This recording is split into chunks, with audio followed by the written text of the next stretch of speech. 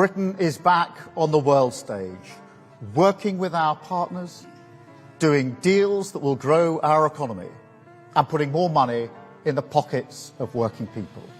In the last 2 weeks alone, we've delivered trade deals with India and the US. And that means jobs saved, jobs created, more growth, and a huge vote of confidence in this country. It shows that as global instability is rising, the decisions that we've taken to stabilise the economy and lead the way internationally have made Britain a place where people want to do business once again.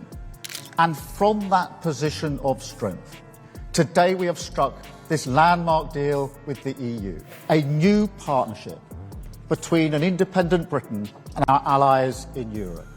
This is the first UK-EU summit. It marks a new era in our relationship.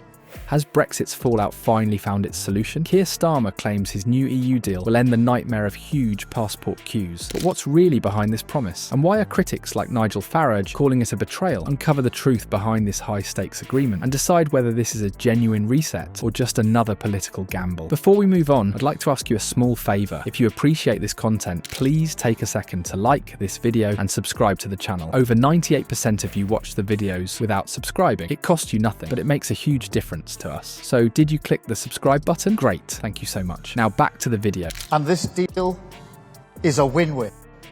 It delivers what the British public voted for last year. It gives us unprecedented access to the EU market, the best of any country outside of the EU or EFTA, all while sticking to the red lines in our manifesto about not rejoining the single market, the customs union, and no return to freedom of movement. So this deal is good for both sides. And let me set out why it is good for Britain. We've struck an SPS deal to make food and agricultural trade with the EU cheaper and easier. And that is slashing red tape and bureaucracy. And that means lower food prices at checkouts, more choice in our supermarkets, and of course more money in people's pockets. It will boost British exporters because once again, after a long absence, we'll be able to sell great British burgers, shellfish and other products into the EU. We've also struck a new defence and security partnership to strengthen our cooperation and strengthen our security, which is vital in this dangerous new era. And it will open the door to working with the EU's new defence fund, providing new opportunities for our defence industry, supporting British jobs and livelihoods. We're also increasing our cooperation on emissions trading, saving UK businesses from having to pay £800 million in EU carbon taxes. Once again, supporting British businesses, backing British jobs. Next, we're increasing our cooperation on energy, to drive down bills in the long term.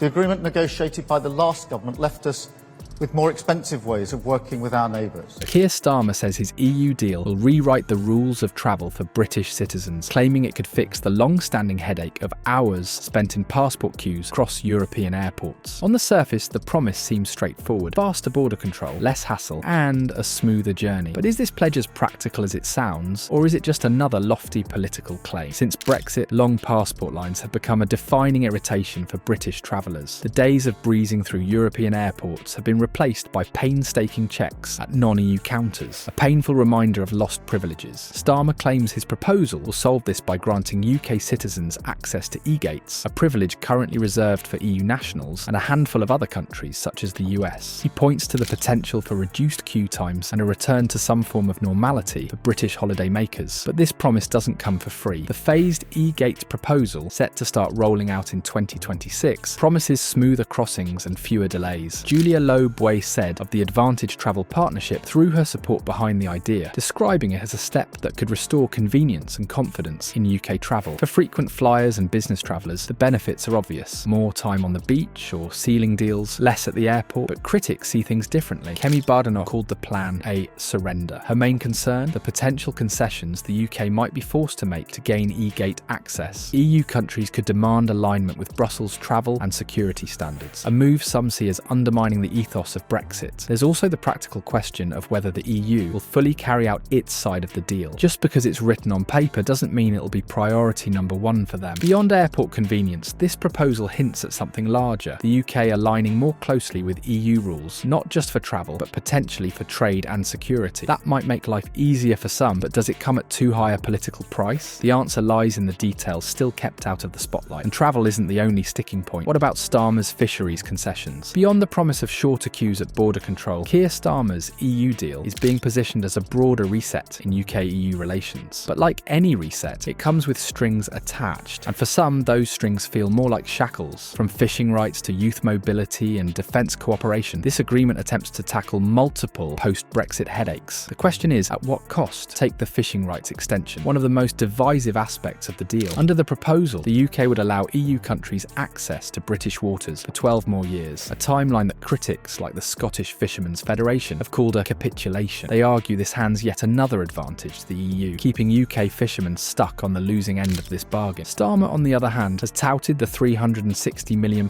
fund for coastal communities as a show of his government's commitment to supporting the industry. But for those whose livelihoods depend on these waters, that money might feel less like compensation and more like a distraction. Then there's the return of youth mobility schemes, an initiative that would reintroduce opportunities for young Brits to work and travel across Europe. For many, this is a win, offering fresh possibilities for cross-cultural exchange and employment abroad. But Nigel Farage has criticised this as part of a deal that sells out industries at home. His view reflects those who see reinstating such programmes as a political shift toward the EU's orbit, one that risks eroding the gains promised by Brexit. The deal's broader implications go beyond fishing and youth programmes, raising questions about UK alignment with EU regulations. Supporters argue this paves the way for smoother trade and cooperation, necessary in a world of interdependence. Yet skeptics see echoes of pre-2016, warning of a gradual erosion of sovereignty. While the Liberal Democrats and figures like Carla Denier champion the deal as a needed course correction, others remain unconvinced it serves British interests. There's no denying the scope of this agreement. It addresses issues left unresolved since Brexit's chaotic fallout. But whether it's a genuine leap forward or a cautious retreat will depend on how those concessions are felt in the years to come. Keir Starmer's deal tries to untangle some of Brexit's messiest consequences, but its concessions highlight the lingering tensions at the heart of UK-EU relations. By extending EU access to British waters and pushing for closer regulatory alignment, the agreement walks a tightrope between pragmatism and perceived political retreat. Figures like Nigel Farage call it a betrayal of British industries, labelling it a sellout, while leaders like Carla Denier see it as a positive, though imperfect, step forward. What do you think? Is Starmer's deal a viable path to progress, or does it risk reopening old wounds? Share your thoughts below.